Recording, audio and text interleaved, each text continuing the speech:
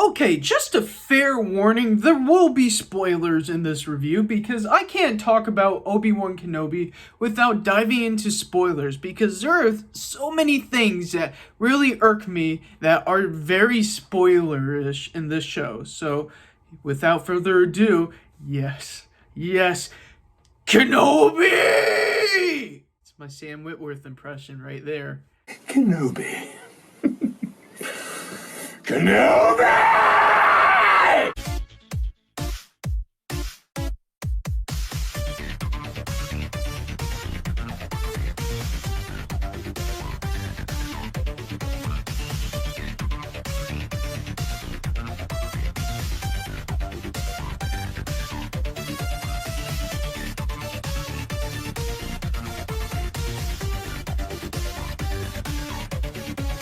Obi-Wan Kenobi stars Ewan McGregor, Hayden Christensen, directed by Deborah Chow, and is about Obi-Wan Kenobi. Pretty much, he is in charge of going after Princess Leia because Princess Leia has been pretty much taken by the Empire to draw Obi-Wan Kenobi out of hiding. So Bail Organa enlists Obi-Wan Kenobi to help him out to find his daughter. This show is probably the most disappointing Star Wars thing to me since Episode 9. It's not as bad as Episode 9, but it's pretty disappointing. The last few Star Wars shows I really enjoyed, like the Book of Boba Fett. I really had a fun time with that show. That show was so much fun and just made me smile.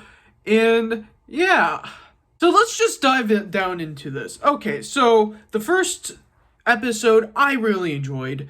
Ewan McGregor just brings his all in this show, man. I really enjoyed. And seeing R2-D2 C-3PO in the background also kind of made me smile. And Bail Organa, once again, seeing him in a Star Wars thing and really awesome. Episode 2 for me is when things start going downhill because the Grand Inquisitor is in live action form, and it was really cool seeing the Grand Inquisitor in live action form until they just stab him and he's like out of the show into what, episode 5? And it's like, wait, what? And then you're introduced to this new villain, Reva. And that's where the show goes downhill for me. Because one of the main issues surrounding the show is the wokeness. Because I don't like talking politics, especially with Star Wars, but this bothered me. Look, I get some people may not like her, but it's not because of her skin color, it's because she's not a good character. She's not a good character whatsoever. If you made her a good character and written her a good way, then I would like her. But she is not a good character. In times, I'm like, yes, Vader, do it. Also, seeing Darth Vader in this show, really, really awesome. I loved Darth Vader. He was really cool at times. The best episode in this show for me was episode 3, because there's an epic duel with Vader and Obi-Wan, and Vader's just going through a town, snapping people's necks. And I'm like, Disney, you alright there? This is like the most darkest thing I've seen from Disney ever. Like, Vader snaps a 12-year-old's neck, and it's like, oh my god, it's awesome, but scary at the same time. Next episode, you get to see the Fortress Inquisitus from Fallen Order. I loved seeing that. I loved seeing the Fallen Order things come live action. So it is pretty much a beat-by-beat ripoff of Jedi Fallen Order with Obi-Wan. It's like, really? Show is pretty much an Inquisitor show. Like, that's what it felt like to me. Because I felt like they didn't know what to do with the character of Obi-Wan. It's like, there's so many good ideas you could have done. You could have done Obi-Wan just being haunted by his past. And you get that here or there, like good concept ideas, but it goes nowhere. You could have sent Obi-Wan on a great quest to find Qui-Gon Jinn and how to learn to summon his Force Ghost, because they hinted at that at the end of episode 3. And it's like, really? For me, episode 4 is where the show really goes downhill, because there's a scene in the show where a friend of Obi-Wan is trying to help him break Inquisitorius, and pretty much he's there to rescue Leia. And first of all, you can tell Reva is not a good villain. Her backstory is pretty much, Anakin comes up and just slaughters all younglings. She's a youngling who survived Order 66. First of all, it was cool seeing Order 66 again. I loved seeing the clones in live action again. I clapped. Second of all, her motive is to just get revenge of Anakin Skywalker, who she finds out is Darth Vader. How do you know it's Darth Vader?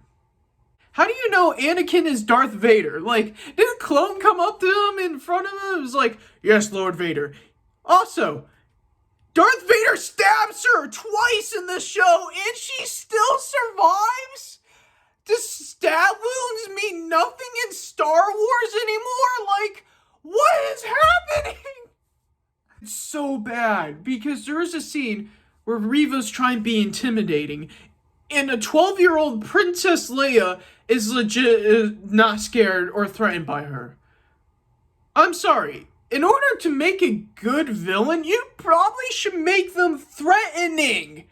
That's like making Darth Vader be like, oh, go ahead.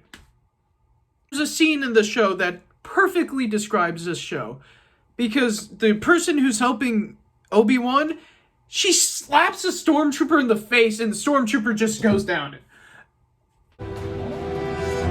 Tala, where'd the other? He's wearing a helmet! How is that possible? Are you telling me a slap is more powerful than a stormtrooper helmet? What? On top of that, everyone is becoming dumber and dumber as the show goes on. Why? Make good characters! First of all, Vader comes in. They turned Vader into a wimp this series. After episode 3, Vader's, tolerance factor just goes down. It's like, what? How could you do that to one of the greatest villains alive? Why would you do that? So pretty much Vader just storms in to yell at Reva and force chokes her. And, in the comics, he just killed her off. She failed him. It's like, he doesn't do that. Why don't you do that?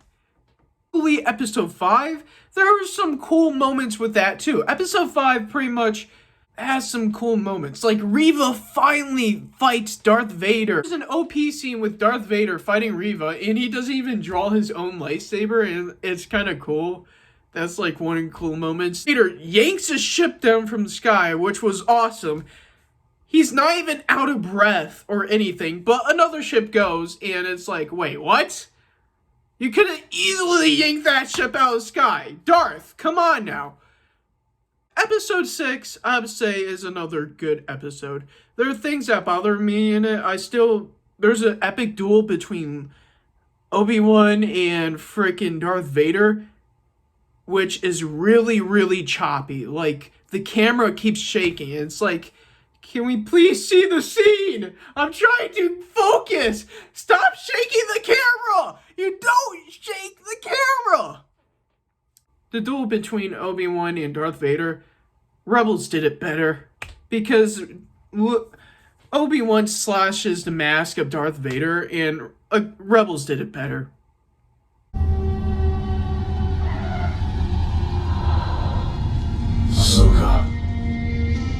Anakin, I won't leave you. Not this time.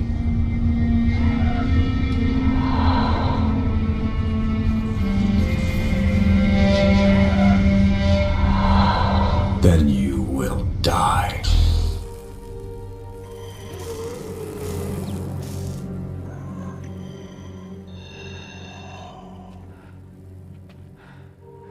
Anakin.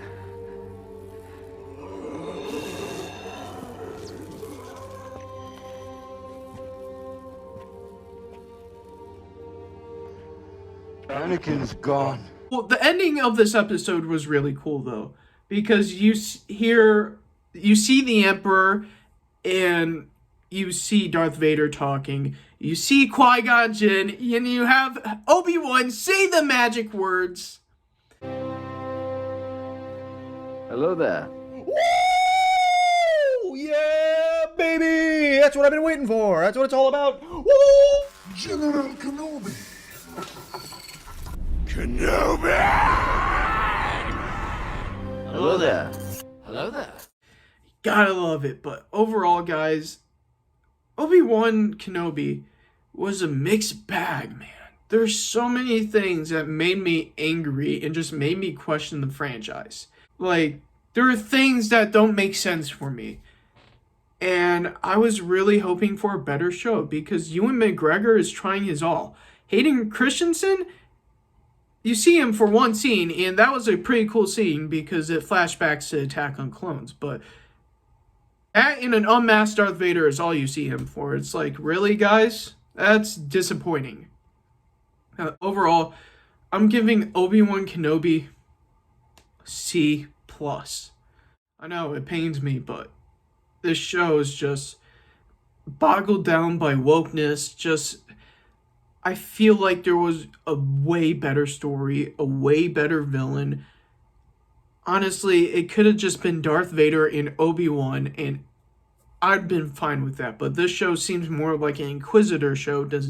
It does an Obi-Wan show at times, and it just makes me mad. And I haven't been this disappointed since Rise of Skywalker. But I do want an Darth Vader and Inquisitor show. I would love to see what they would do with the Inquisitor show and Darth Vader show. But yeah, what are your thoughts on this show in the comments down below? And that's all for this time. Punch that like button, face like boss. See you guys in the next row. Bye-bye.